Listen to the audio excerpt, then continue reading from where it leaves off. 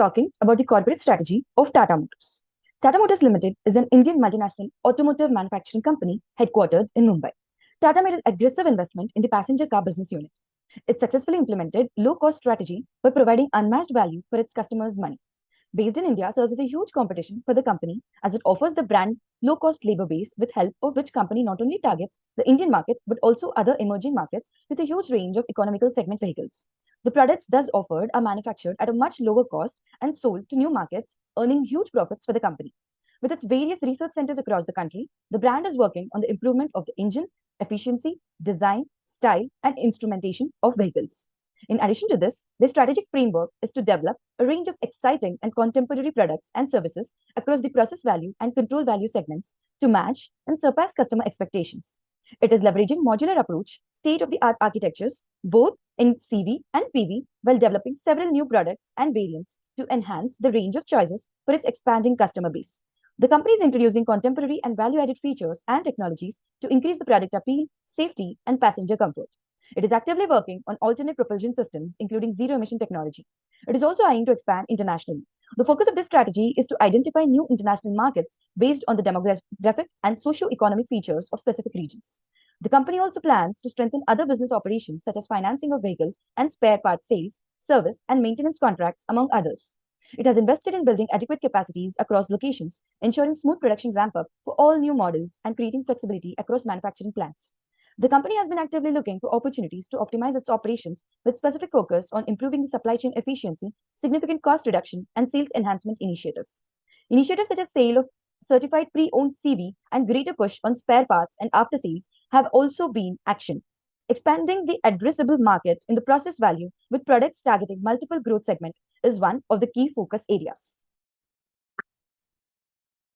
Mahindra & Mahindra's corporate strategy is based on the following elements.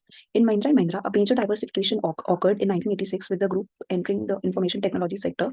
A reorganization exercise was carried out in 1994 to create 6 strategy business units: automotive, farm equipment, infrastructure, trade and financial services, and information.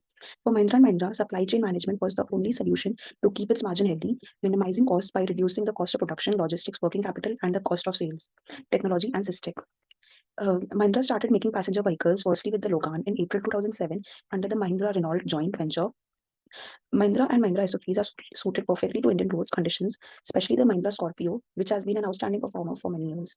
For the growth strategy for Mahindra and Mahindra, Mahindra Electronic now offers a range of EVs suitable for personal as well as shared and last mile connectivity. The company is investing in next generation EV technology solutions which will deliver longer range, higher speeds, and the next generation of connected car technologies. Hello, in this part of the video, we'll be looking at the passenger automobile manufacturing industry of India, and we'll also help Lala figure out what are the opportunities and the threats present in this market through the pressure analysis. So what is the pressure analysis? The pressure analysis helps to understand and monitor the macro level economic factors which would affect an organization. Pressure analysis also helps to derive the opportunities and a threat a particular market could possess. So the analysis is basically aimed to analyze the external environment concerning the organization. So it contains these factors: political, economical, social, technological, environmental, and legal environments. And beginning with the political one, this environment measures the political situation affecting the market. This environment includes factors such as political structure and stability of the country and policies by the government. Now, understanding the political environment of India with respect to this industry. So, India has been providing a stable environment since its independence, and especially after the 1991 economic reforms. The political structure has also been helpful to promote stability, although there is prevalent corruption in our country. And so the government is also promoting the local manufacturing of small passenger automobiles in India, providing various schemes and incentives to the company doing so. This is a favorable policy acting as a political factor affecting the business. Moving on to the next factor, which is the economical factor. This environment measures the economic performance of the country or of the external environment. This environment includes factors such as economic growth and economic indicators such as inflation, unemployment, and other such indices. So the Indian industry has enjoyed a strong rise in demand post-COVID-induced lockdown. Furthermore, it is expected to continue experiencing a decent growth in the medium term as well. The other factor is that the economic growth indicators such as GDP and PMI have indicated a continued growth of the economy as a whole, despite the threat of recession in the rest of the world. Although the threat does slow down the impact on the rate of growth of the indicators. Moving on to the next environment, which is the social cultural environment. So this environment measures the social trends of the country. This environment includes factors such as the social stability and the threat of civic unrest, and demographic and and the constituents of the population and the social trends. So understanding the social environment of this region with respect to the industry.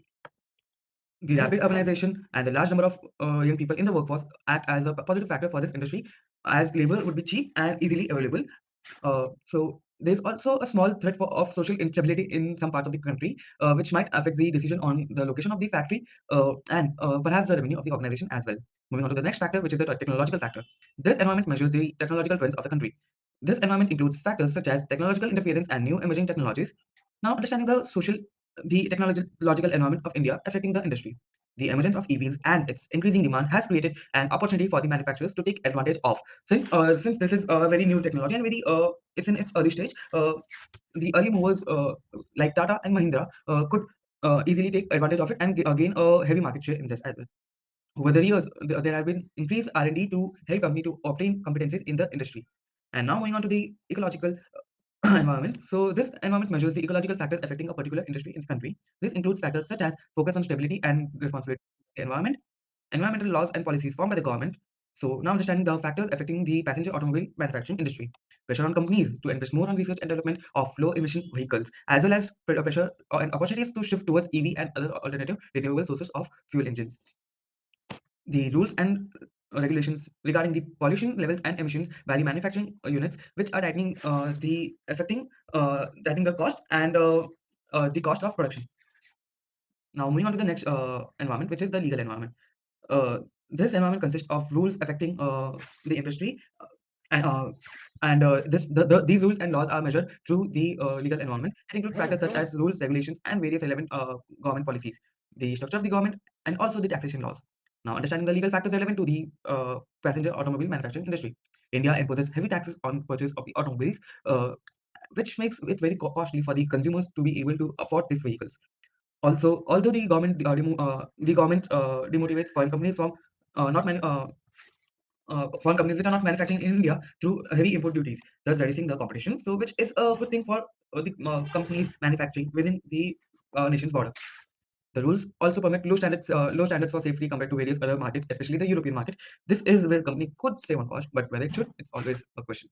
And with this, I end the special analysis. And my name is Rahil. Thank you.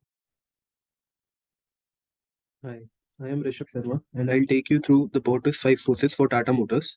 So, first of all, talking about the competition in the industry, top competitors for Tata are Mahindra, Maruti, Toyota, and Hyundai. Tata Motors excels when it comes to innovation through intensive research and development capabilities. Their ability to make the least expensive car on the market, which is the Nano, retails for less than $2,500, and this is far beyond what any other car dealership has created till now. This gives it the main competitive advantage. Another core competency for Tata Motors is being located in India. This market understanding and knowledge allows Tata Motors to manufacture their products at lower costs, sell them to emerging markets while making profits, as well as taking advantage of the strong labor base in India.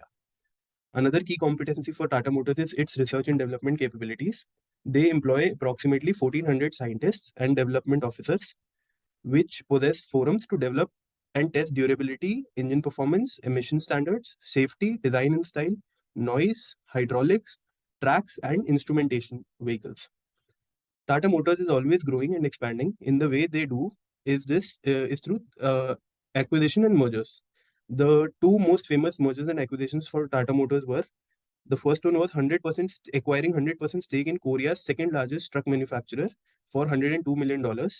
And the other most talked about acquisition is the JLR acquisition from Ford Motors companies for $2.3 billion. These acquisitions allow Tata Motors to break into foreign markets and develop a much larger share in the automotive industry. Coming to the bargaining power of suppliers, the overall impact of higher supplier bargaining power is that it lowers the overall profitability of auto manufacturers. So to tackle this, Tata Motors uses 3 strategies. First is they build an efficient supply chain with multiple suppliers. Second is they experiment with product designs using different materials so that if prices of one raw material goes up, then the company can shift to another.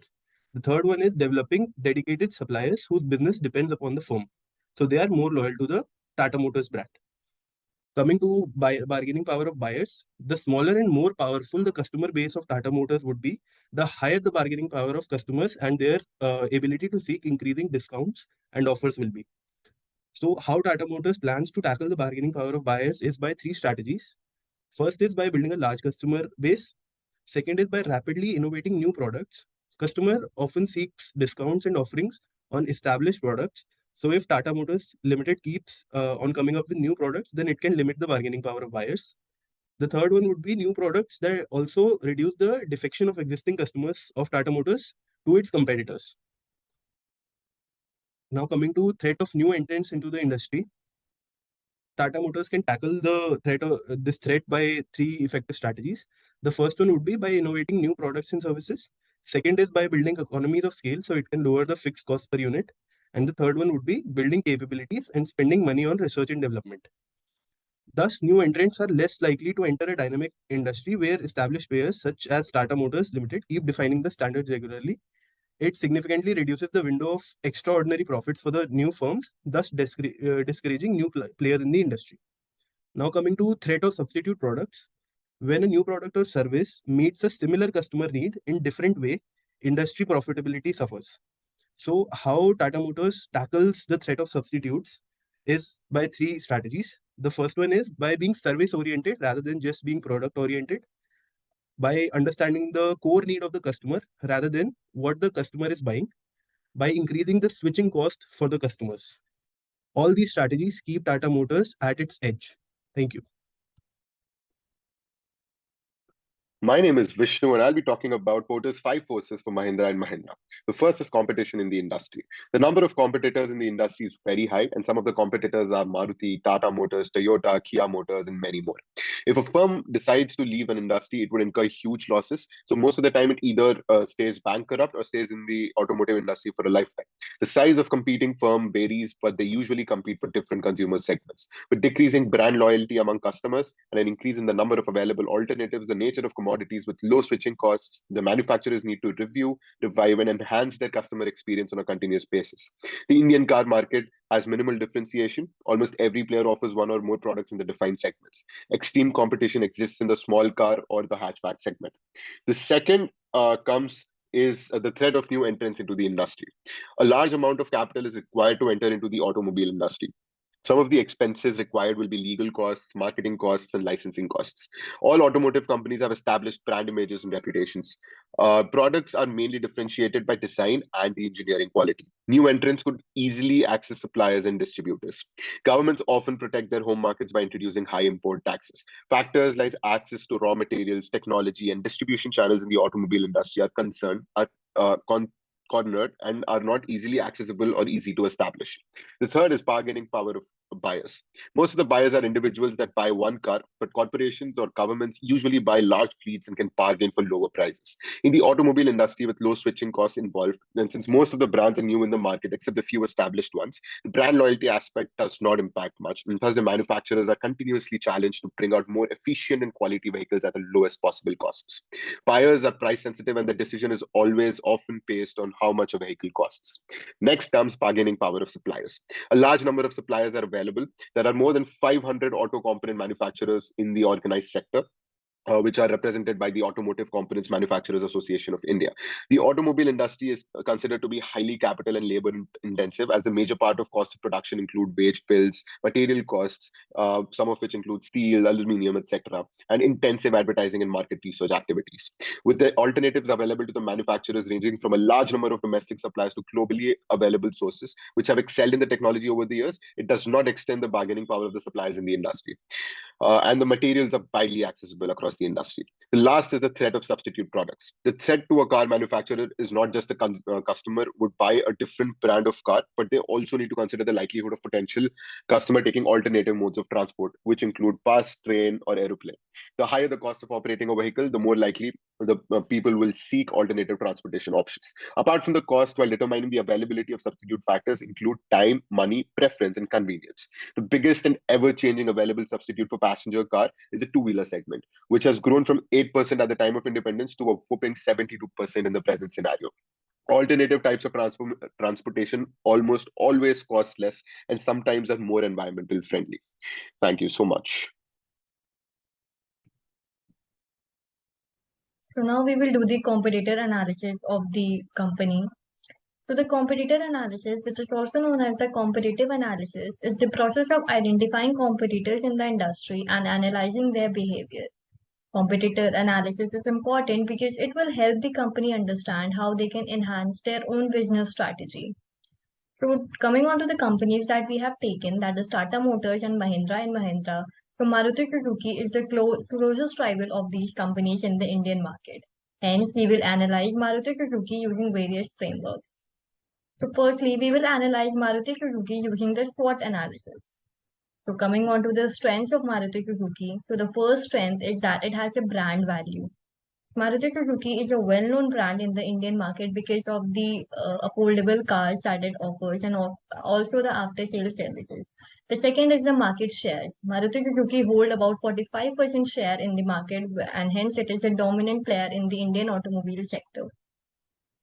The third is its strong advertising and reliable suppliers, which help it acquire great production capability and also a great share in the Indian market. And the fourth is the product quality.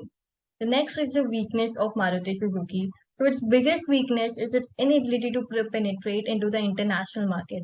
It has a good market share in the Indian market, but it has not yet penetrated to the international market. The second is the government intervention because the government holds market share in the Maruti Suzuki and hence it also influences the decision making of the company. The third is the weak interior quality, which is usually due to the trade off between the affordability and the features. And the last is the weak managerial and labor relationships. Coming on to the opportunities for the company. So the first is the electric vehicles, which is a growing segment in the automobile industry. The second is the technological developments. The third is the collaborations. In the past also, the company has collaborated with companies like Toyota and has done a commendable job and can collaborate with other companies in the future as well. The last is the immense production potential which the company holds. Coming on to the threats that are there in the market. So the first is the intense competition that is offered by the foreign brands like Kia, Ford, etc. The second is the controversies which were quite evident in the past about the company and has also affected its market share. The third is the external environment which is uncertain, like the semiconductor shortage in the past which affected its manufacturing. So next, it is important to understand the competitor's behavior because as it will affect your business strategy. So to understand the behavior of Maruti Suzuki, we are going to use the Porter's Four Corners framework. Coming on to the first point, which is the current strategy, it helps us to determine what the company can do in future. So the current strategy of Maruti Suzuki is that the company's success secret lies in the strategy, which is to cater to the needs of the price-sensitive Indian middle-class consumers by delivering at low initials accompanied by economical maintenance cost. The second is the drivers. So drivers help us understand that how the company can change its current strategy. Like the driver for the company is like the current goal of the company is to increase manufacturing, and last year it also announced a target of manufacturing 20 lakh units in the ongoing fiscal year. It also plans to reduce the pressure on the planet and be sustainable. The third is the assumptions which help us to understand what are the things that the top management follows and what are their thinking process for the industry. So the middle class segment in India will continue to be attractive by the affordable cars and would be ready to trade off features for price. Hence, it can remain dominant player in the Indian market. So this is the assumption that the Maruti Suzuki company has. And the end point is the capabilities. It is to understand the capabilities of your competitors because you should understand that how you can compete with your competitors and whether you can overcome them or not. So the capabilities of the company is that it offers a wide range of features like high mileage, reliability, and excellent fuel efficiency with minimum maintenance cost. So the Tata Motors and Mahindra need to keep these capabilities in the mind and they should have a clear idea of whether they can compete with Maruti Suzuki in these segments or not. On the other hand, the company also has certain weaknesses, like it does not have a strong market share in the SUV segment, whereas the companies like Tata and Mahindra, they have a stronghold in the SUV segment. So these are the segments that the company can focus on, and they can make sure that they provide such relevant cars that company like Maruti Suzuki cannot compete in that market.